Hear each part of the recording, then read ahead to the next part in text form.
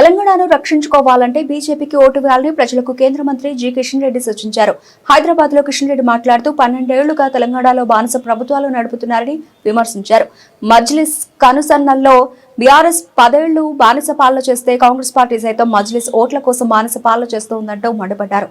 ప్రభుత్వ భూములను విక్రయించడం అభివృద్ధి అంటూ ఈ రెండు పార్టీల నేతలను సూటిగా ప్రశ్నించారు. మద్యం, డ్రగ్స్ తో కుటుంబాలు పతనవుతూ ఉన్న ఈ ప్రభుత్వానికి కావాల్సింది మాత్రం ఆర్థిక వనరులేనని కేంద్ర మంత్రి అన్నారు. ఈరోజు రెండు పార్టీలు అప్పులు చేయడంలో పోటీలు పడ్డారు. ఉదయం లేస్తే సాయంకాలం వరకు ఒకటే ఎజెండా. భూములు ఏ రకంగా అమ్మాలి, బీరు బ్రాండ్ ఏ రకంగా అమ్మాలి, అప్పులు ఏ రకంగా చేయాలి, ఏ రకంగా ప్రజాధనాన్ని దోపిడీ చేయాలి. గత ప్రభుత్వాలు చూశాం.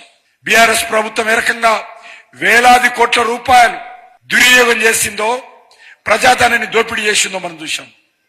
మరి ఈరోజు కాంగ్రెస్ పార్టీ కూడా అదే పద్ధతిలో ముందుకెళ్తా ఉంది. ఏ మంత్రిని కలిసినా ఇంకో మంత్రికి సంబంధించినటువంటి అవినీతి కుంభకోణాల గురించి, ఇంకో మంత్రి చేస్తున్నటువంటి దోపిడీ గురించి, వాళ్ళ సహచరుల గురించి మీకే అందరికీ ఏ రకంగా విరుస్తున్నారో మనం చూస్తా ఉన్నాం. ఇంత దిగజారిన ప్రభుత్వము, ఇంత అవినీతి ప్రభుత్వము మరి గతంలో బీఆర్ఎస్ చూశాము, ఈ రోజు కాంగ్రెస్ చూస్తున్నాం. ఏ మాత్రం ఈ రాష్ట్రంలో కాంగ్రెస్ పార్టీ వచ్చిన తర్వాత మార్పు రాలా. అదే కుటుంబ పరిపాలన, అదే అవినీతి పాలన, అదే దోపిడి పాలన, అదే రకమైనటువంటి భూముల అమ్మకము, అదే రకమైనటువంటి బీరు బ్రాండీలతో ప్రజలను పూర్తిగా దోచుకోవడము.